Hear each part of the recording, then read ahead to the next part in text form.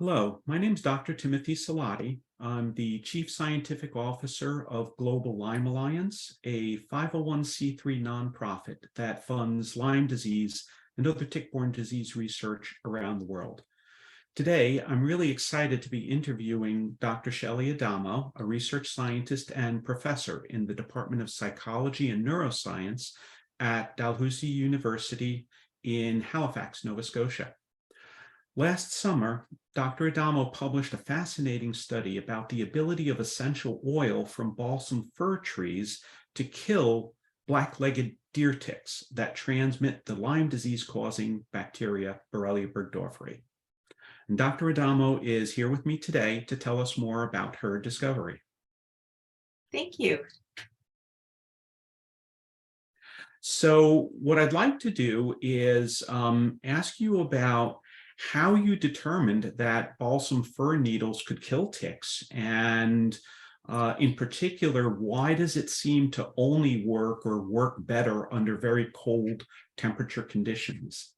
So what I had noticed, and this is sort of the way science works, is observation. And I know that's why citizen science can be so powerful. You've got lots of people observing.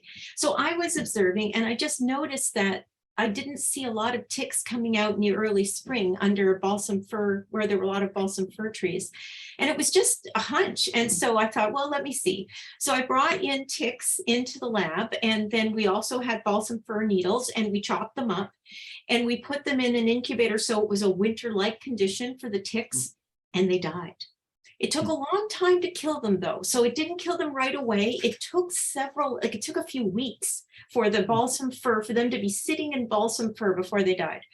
So then I thought, well, I wonder if I could make this more powerful. So then I was working with my colleague, Nicoletta Ferroni at Acadia University, who's a chemist, and we distilled the essential oil out of the balsam fir needles.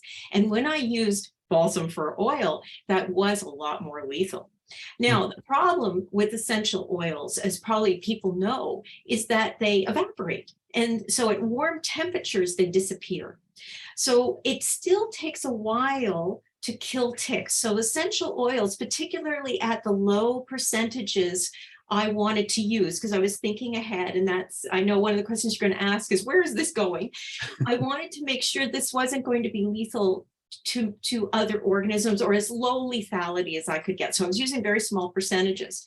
And because of the small percentages, I needed cold temperatures so that the essential oil would last long enough to have this sort of slow effect on the ticks. They would slowly die. And it turns out to be amazingly effective. And that's what we found. So what we did was we just had the ticks in these little cotton balls, and they were each one tick per tube, and we put them in incubators to simulate winter temperatures, and we added small amounts of balsam fir essential oil, and that was in the paper. And we found that as long as the temperatures were cold, we could get 100% lethality. But if the temperatures were warm, and by warm, I'm going to use Celsius, but feel free to change that to Fahrenheit for yourselves. Okay. If it's above 12 degrees Celsius, it hardly worked at all. And it had its best effect if temperature stayed below 4 degrees Celsius. So we're looking at like 36, 38 degrees Fahrenheit below that. Right. Interesting. Very, very interesting. So what are the next steps for the study? Well, so the study is now complete, and I've published those results. So what we're working on now is something a little new for me, at least, is I would like to have a practical application to this. And ideally, what we're working on right now is, can we turn this into a non-toxic or as low toxicity product as we can, so that people could put it on their yards, for example, and over the winter, it would slowly get rid of all the ticks. Now, there are a couple of things we need to do. We realized very quickly that, one, I wanted something non-toxic, so we're only using food-grade ingredients. So literally stuff you can eat. And also, we wanted to use very small percentages so that we wouldn't have toxicity on other organisms. And we needed to get into the leaf litter for this to be practically useful to people. Because maybe you don't know, how do ticks get through the winter? They burrow into the leaf litter, and it's like an insulating blanket. I don't know if you had there where you are, but we had some very cold weather recently. It went down to like -20 Celsius, very cold. You would Yes. think all the ticks would be dead because they're not actually cold-loving arthropods. But it turns out probably not, because we had sensors. Laura Ferguson, who's another colleague of mine, Acadia, we have sensors in the leaf litter, and it only went down to -5 Celsius, which ticks can handle. So that's why ticks can get through the winter. So if we want to get those ticks, we have to make sure the balsam fir can go through the leaf litter and find them where they're sleeping, basically. Right, right. And so that is our goal right now, is we're trying, and of course we don't want to use petroleum products, and we want to use literally just food grade materials, and I think we can do it, and we've got a handle on it, but we need to perfect it. So that's one thing. The other thing we're doing is we need to ensure this has minimal toxicity and is ecologically safe. So we're looking at off-target effects. Fortunately for us, most of the pollinators are not, they're not out at the winter time, and very few of them are in the leaf litter where the ticks are, but we do need to do our due diligence. So that takes some time, and that's what we're working on now.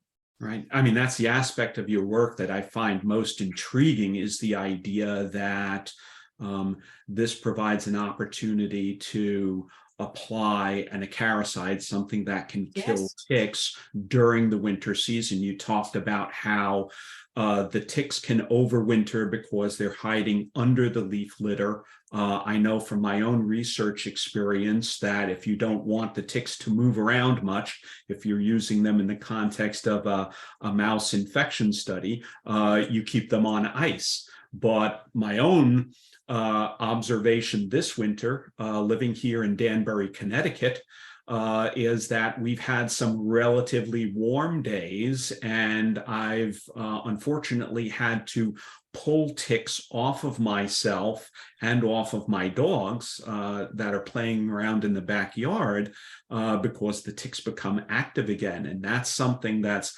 very unusual. I think it is a reflection of the warming winters and the shorter time period that the ticks are subjected to very cold weather. It's also a function of the way ticks overwinter. So many insects go into, well, ticks are not insects, but so I'll say arthropods. Many arthropods that overwinter, they go into what's called a winter diapause, and they are truly hibernating. So they, even if there's little warm bumps in the winter, they tend not to wake up because their bodies are physiologically changed. They're pumped themselves full of antifreeze proteins, and they're just waiting. Ticks do not do that. They just lightly slumber. And whenever the temperatures, you can see that's from their southern heritage, right? They didn't evolve in Connecticut. They evolved further south, and Exactly. they keep some of those traits. And you would think that that would make them susceptible to cold. And if they didn't hide under the leaf litter, it would.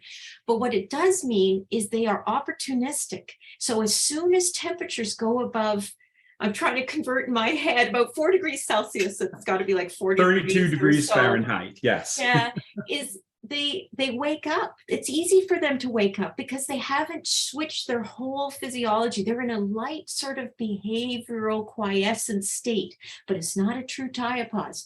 So that's why whenever winter temperatures get warm, and they're kind of desperate at that point, especially the adults. So the adult ticks that are overwintering are adult ticks that couldn't find a host in the fall, and they're looking hard.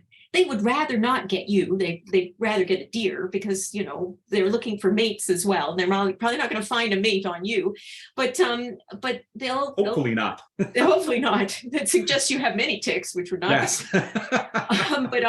But I think that so that is a good point to remind people that with these warming winters, you will see ticks as soon as it's warm enough for them to move, and it doesn't require very much. So the other question I have is related to the fact that this is an essential oil product. And again, from my own personal experience, I contacted my tick control company, And unfortunately, they informed me that they do not do spraying for ticks during the winter time. Mm. So do you think that this essential oil product, if it's ultimately commercialized and made available to the public, is it something that a homeowner would be able to apply themselves?